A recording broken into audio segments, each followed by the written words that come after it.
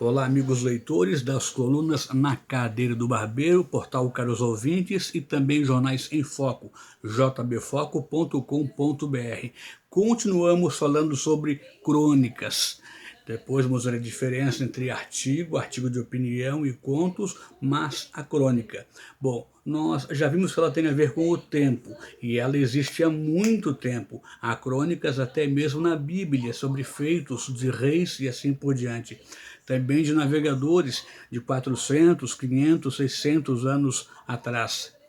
E cerca de 200 anos atrás, alguns donos ou um dono do jornal especial percebeu um espaço que sobrava num canto do jornal. E ali era uma coluna.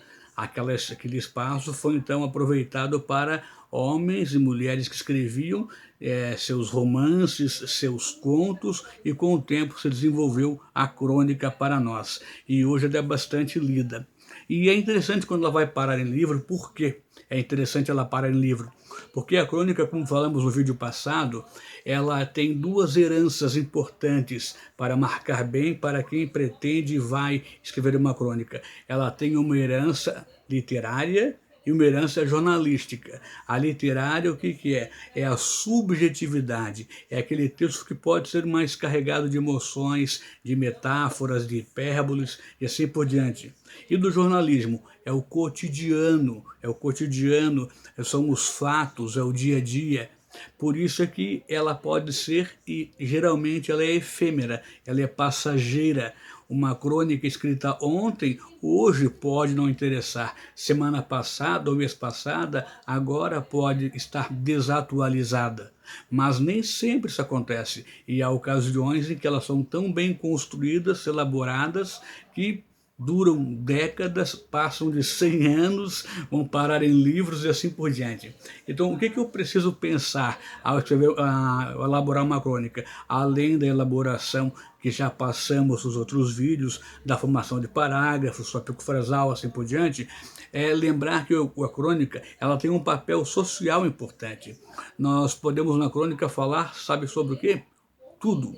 Não existe limite para aquilo que não possa ser falado em crônicas. Então, se eu quero falar de farra do boi, de carnaval, de aborto, de pedofilia, de suicídio, eu quero falar de alegrias, eu quero falar de piadas, assuntos cômicos, de festas, comportamentos em geral. Então, tudo é cabível na crônica, é claro, com bom gosto, com respeito.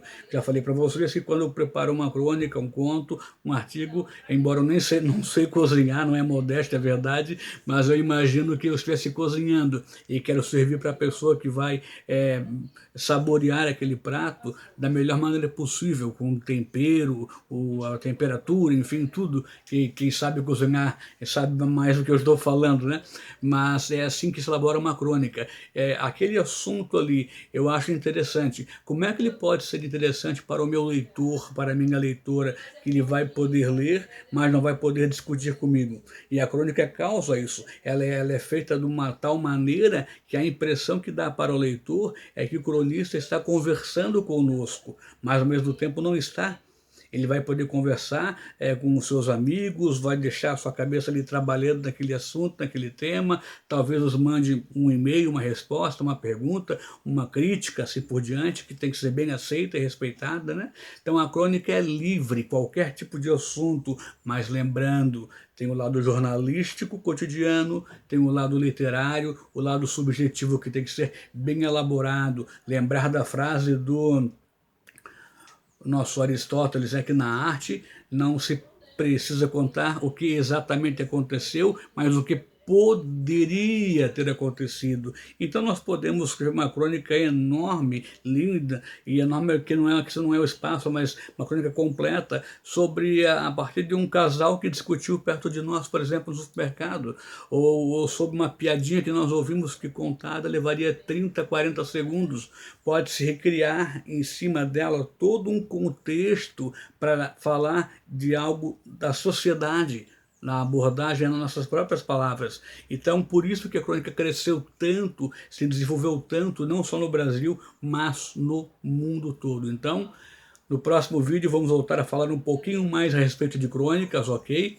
A questão do espaço dela varia, meia página, uma página, 2 páginas, não se enche linguiça, é desnecessário isso, é mal fazer isso, não é legal, é desnecessário, né? Mas ao mesmo tempo é importante servir bem o nosso leitor, ele merece isso. Então nós merecemos, aos que escrevem para nós, aqueles que vão ler o que nós escrevemos também merecem um texto de qualidade, como temos os vídeos passados, né? Podem consultar lá a questão dos parágrafos, depois cada um tópico frasal, desenvolvimento, conclusão, consultem ele também, caprichem na sua crônica e vão viajar depois, ver que maravilha que é não só ler, mas também escrever, elaborar crônicas.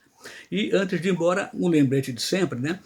Já falei sobre isso faz algum tempo, mas quanto à palavra meio e meia, certo? Meio e meia. Pode ser um advérbio e pode ser um adjetivo. Quando for um advérbio, é uma classe invariável.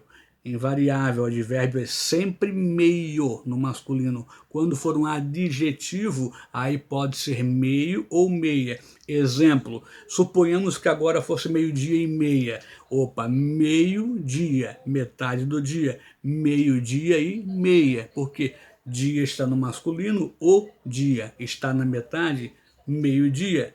Hora está no feminino, então meio-dia e meia, meia hora, certo?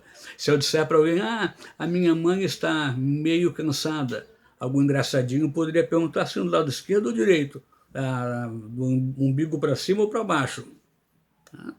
Minha esposa está meia chateada, meia, cintura para baixo ou para cima, tal. Meia é adjetivo, metade. Então, minha esposa está meio cansada, a minha filha está meio indisposta, a minha mãe está meio preocupada, certo?